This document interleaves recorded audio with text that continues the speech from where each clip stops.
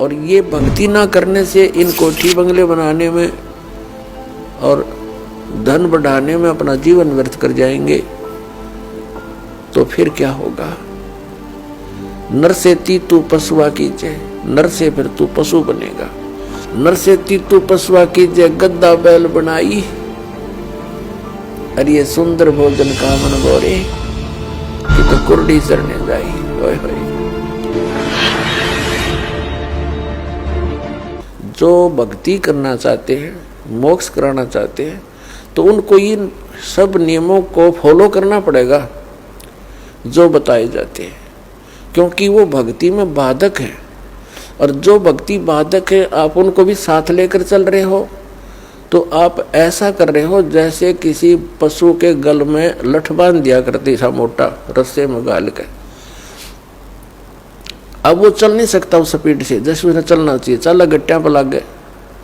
तो आप जी इन मर्यादाओं को पालन ना करके और भक्ति रूपी मार्ग पर चलने की चेष्टा करोगे, आप नहीं सफल हो सकते।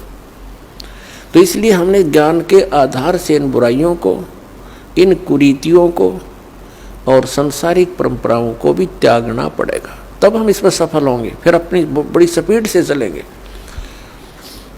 जैसे मकान बना लिया, ठीक है, आजकल परमात्मा ने दया कर रखी है, बढ़िया सुविधा आपको प्राप्त है, मकान बना लो, जैसा आवश्यक हो उतना ही, केवल उसी के लिए कि बढ़िया कोठी बनाऊं, लोगों का प्रशंसक बन जाऊं, ये हमारी अपनी सोच होती है, अध्यात्म मार्ग नहीं है। तो मकान बनाओ जितना आवश्यक हो और जितनी आपकी जेब अलाउड करती हो, आवश्यकता से अधिक खर्च मत करो। हमारे पूर्वज आपने देखे होंगे, हमने तो खूब याद है, झोंपड़ियों में टाइम पास करके कई कई पीढ़ी, उनका तो इतना काम है, एक चारपाई डालनी आपने, चाहे 10 कमरों का मकान है आपका, एक कमरे में एक कोने में 3.5 बाई 7 फुट की जगह चाहिए आपने। घुटने तो घुड़िया तो मोकली है। कबीर साहब तक कहते हैं घर तो 3.5 हाथ और गढ़ा तो 4.25 है। कहे कबीर अधिका बना अधिका कहे, उसको नहीं विचार। ये मनुष्य की जो शरीर है 3.5 हाथ का होता है। परमात्मा कहते हैं आपने घर 3.5 हाथ की आवश्यकता है, घना बनाओ तो 4.25, अरे से फालतू बनावा है तो मूर्खता है तेरी। फिर भी परमात्मा का कहने का तात्पर्य है कि आवश्यकता से अधिक कोई भी वस्तु आप संग्रह करते हो, आपकी भक्ति का बाधक बनेगा, क्योंकि समय वेस्ट व्यर्थ जाएगा। कोठी बना ली, 1-2 लाख अपने पास से लगा लिए, 3 लाख कर्जा कर लिया। अब जब तो कर्जा ले लिया, ऋण ले लिया, पता नहीं चला, 1 महीने के बाद मांगने वाला आने लग जाएंगे। चैन गई, रात न नींद आवा नहीं, और भक्ति का भी नाश। वह कोठी के काम आई आपके। तो इस प्रकार हमने भक्ति मार्ग में जो बाधाएं हैं उनको त्यागना पड़ेगा।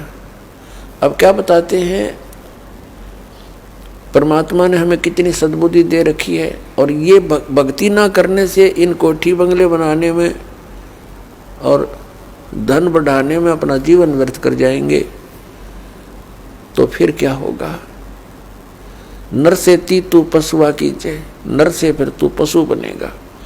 नर से तू पशुआ कीजिए, गद्दा बैल बनाई, अरे ये सुंदर भोजन का मन बोरे कि तो कुर्डी चरने जाई। ओए होए। अपने आत्मा इतना कुछ सुन के भी हमारे यह बात अंदर जगह बनाती नहीं, क्योंकि हमें ये सब सुविधाएं उपलब्ध है और हर समय है, और ये तो आपके अंतिम सांस तक आपको रहेंगी जब तक मनुष्य जीवन में हो। क्योंकि माता पिता बच्चों को जब तक वो कॉलेज स्कूल नहीं छोड़ता वो सुविधा देता ही रहता है, और जो बच्चा उसका सदुपयोग ना करके आता है तो फिर वो बहुत दुख उठाता है।